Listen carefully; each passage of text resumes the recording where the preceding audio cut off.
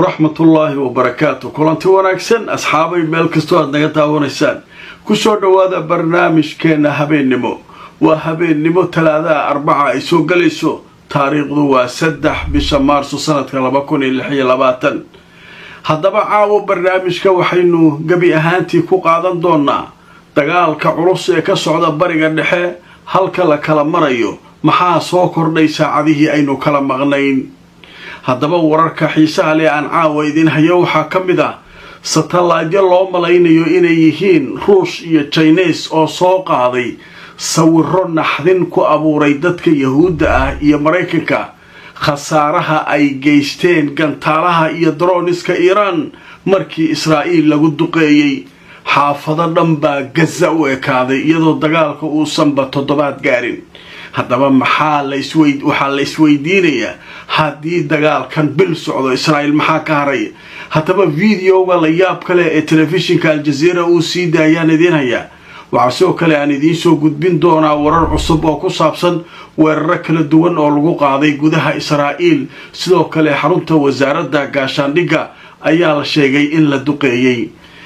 ciidanka ilaalada kacaanka Iran ayaa iyaguna caawa shirkoodii jaraa'id wixii ay maanta nagta ka saareen soo bandhigay wararkii ugu dambeeyay ee ciidankaasi afayeenkooda uu saxaafadda la wadaagayna waan idiin soo gudbin doonaa waxa soo kale aan idiin hayaa Trump oo aflabadii qayliyay dowladihii Yurub way kaalmeyn waayeen ayuu ku hayaa yuu ku dhagan yahay haddaba sheeko la yaab leh iyo arrinkaadi kaga hayaa qodobadaas waan idin hayaa warar cusub oo soo kordhay oo ku saabsan dagaalo culus oo maqribkan dhex maray ciidamada Israa'iil iyo ciidanka Xisbullah oo la sheegay Xisbullah in taangiyo cusub haddana ay gubeen barnaamijkan ku faaqidi doonaa qodobadaas aynu barnaamijkeedii kugu haynaa asxaabay inta ku jirno wixii warar ay soo kordhana waanu idin la socodsiin kulanti wanaagsan asxaabay meel kastoo aad joogtaan ku soo dhawaada barnaamijkeena habeenimo waan hubaa inaad si weyn uga hesheen macluumaadkii iyo wararkii aynu ku soo gudbinay barnaamijyadeennii koowaad iyo kii labaad haddaba barnaamijka saddexaad ee caawa waxaanu ku soo gudbinaynaa warar xiiso leh oo dhammaantood ku saabsan dagaalada soconaya haddaba waxaynu ku bilaabaynaa warka dhaafay caawa war weyn xog muhiima oo la keenay nimanka la leeyahay shiinaha iyo ruushka iyo nima sahlan maaha telefishinka Al Jazeera ayaa meeluu laftirkiisu ka soo helay lama yaqaane wuxuu caawa soo bandhigay videogaas wuxuu yiri satellite-yada lagu qaaday Mareykanka wuxuu yiri Al Jazeera waxay leedahay warbaahinta Mareykanka iyo kuwa reer galbeedka waxay noo soo gudbinayeen satellite-yadooda Iran waxay ka qaadeen isla maalinkii wadaadka la dilayba waxay bilaabeen sawirkan waa meeshii wadaadka lagu dilay waa wadaadka gurigiisii waa saana loo galay haye okay wadaadka saasa loo galay wixii gantaal ahaa oo Iran Israa'iil ay u gudbisay oo jugta looga saarayay maalmihii la soo dhaafay wax satellite oo reer galbeeda oo sawirka keenayba ma jirin dadku waxay isweydiinayeen war gantaalaha Iran xagee ku dhacayaan maxaa loo qariyay niman Chinese la yiraahdo waxaan loo ukaadi hanqarsadaan deerabaan annaga keeneen waxa la soo siicaaw waa yaabaysan videoga aan idin hayo Jazeera ka duubay aan idin soo daynaya waa meel lagu kala guuraysleedin waliba ma taqaan sawiradu waa isku soo xigaan qayb kamida waa magaaladii maalin dhaweyto gantaaluhu ay ku wada habsadeen Shimeys la dhahay wixii ka dhacaya la keenay haddaba marka aan idin tuso telefishinka Al Jazeera warbixinta wuxuu ka qoray wuxuu leeyahay maxay qariyeen saddex gacmeedyada reer galbeedka haddaba tafaasiil cusub aan helnay leedahay Jazeera oo ku saabsan garaacidii Iran weyneyd ay garaacday Israa'iil wixii Israa'iil lagu dhuftay warkoodii aan haynaa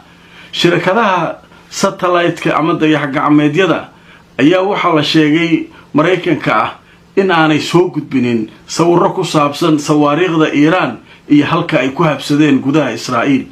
laakiin waxay sameeyeen markii weeraradu ay dhaceen bilowgiiba waxay soo gudbiyeen guriga Ayatullahga iyagoo sawirro ka qaaday satellite-yadooda sheegay inay markaa ayatullah halkaa lagu dilay. haddaba waxaa la sheegay hadda in lasoo helay sawirro muujinaya balaayadii ka dhacday gudaha Israa'iil, sida Israa'iil loo garaacay iyo qaylada ka yeertay iyo cabaadka iyo sida loo baabi'iyay halkaas. haddaba Al-Jazeera waxay leedahay warbixinta waxaa ku cad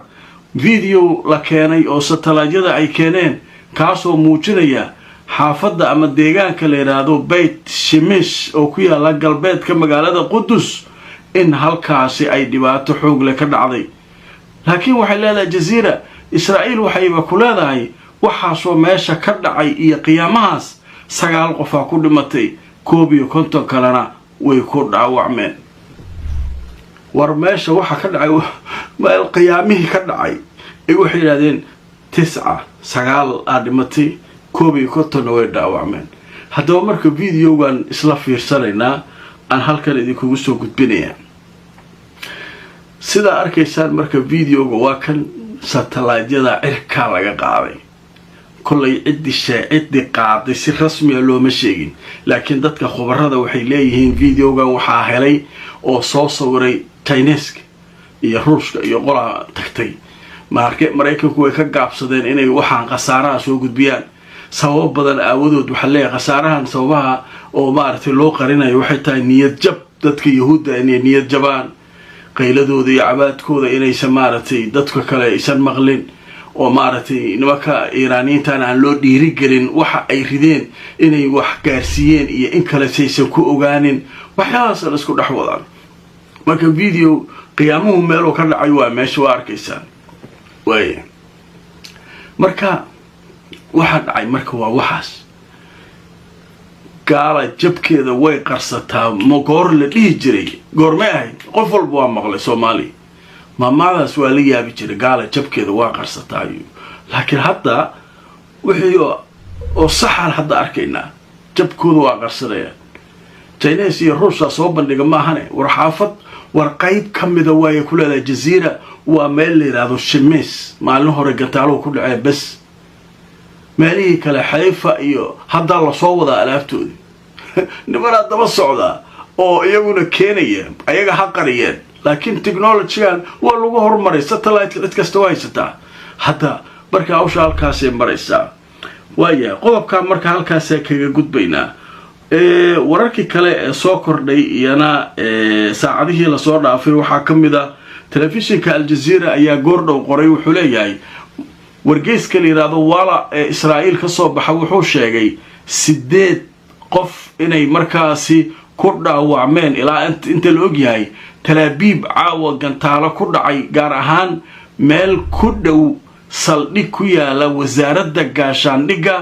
oo halka markaa uu ka muuqdo burbur xoog leh caawa loo geystay iyadoo sawaariiqdu ay halka ku dhaceen. mandiqada waxa la yiraahdaa Tel Aviv oo maartay meesha Tel Aviv ay ka tirsan tahay. sidoo kale waxa iyana la duqeymo ay ka dhaceen bartamaha Israa'iil.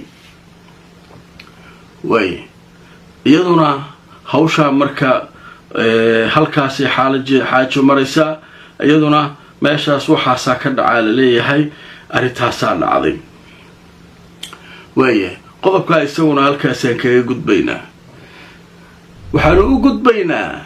nimankii xaariskii ilaaladii kacaanka Iiraan galabta warkoodii ma arkin. waxaa booskoodii galay niman la yiraahdo wasaaradda gaashaandhigga fariimo gudbinay. waa taan halkan idinkula wadaagay. marka nimankan ilaalada kacaanka Iiraan afayeenkooda markuu meesha soo istaago waa la yaqaanaa. war waxay rabaan ha sheegaan uu leeyahay annaga saasaan yeelnay intaas jugta ka gelinay waxaas sameynay wayna arki doontiin u baxaya. marka ninkaas waaba ka helay baani soo wax u kala tuuraya dhinac caadi ah. haddaba marka aan idin tuso Al-Jazeera oo warbixin kooban ka qortay